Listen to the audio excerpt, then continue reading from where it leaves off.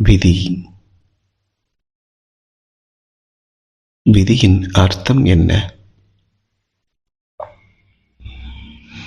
நல்ல சக்தியையும் தீய சக்தியையும் உள்ளடக்கியது.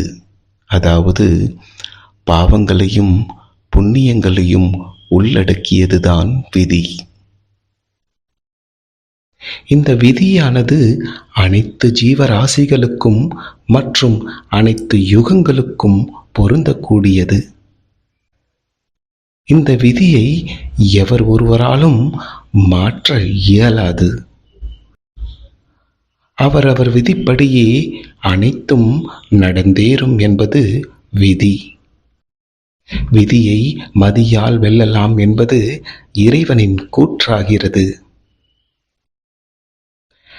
எவர் ஒருவர் தன்னுள் இருக்கும் இறைவனை உணர்ந்தவராகிறாரோ அவரே விதியை மாற்றவல்ல சக்தியை பெற்றவராவார்.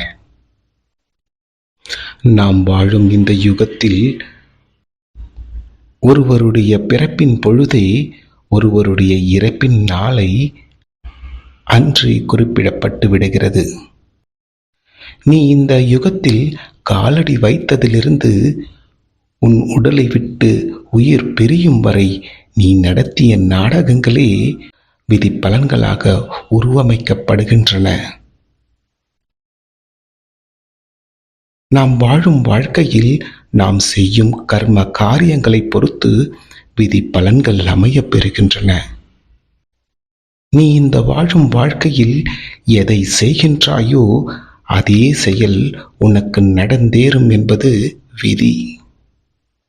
உதாரணமாக, நீ வாழும் இந்த வாழ்க்கையில் உன் மனைவியையோ அல்லது கணவரையோ துன்பத்தில் ஆழ்த்தினால் நீ துன்பத்தில் வாழப்போகும் நாள் நேரம் அன்றே குறிப்பிடப்படுகின்றது.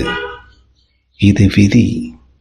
அதேபோல் ஒருவரை நீ அழிவின் பாதையில் அழைத்துச் சென்றாலும் அல்லது அவரை அழித்தாலும் உன்னுடைய அழிவின் நாளும் நேரமும் அன்றே குறிப்பிடப்படுகின்றது.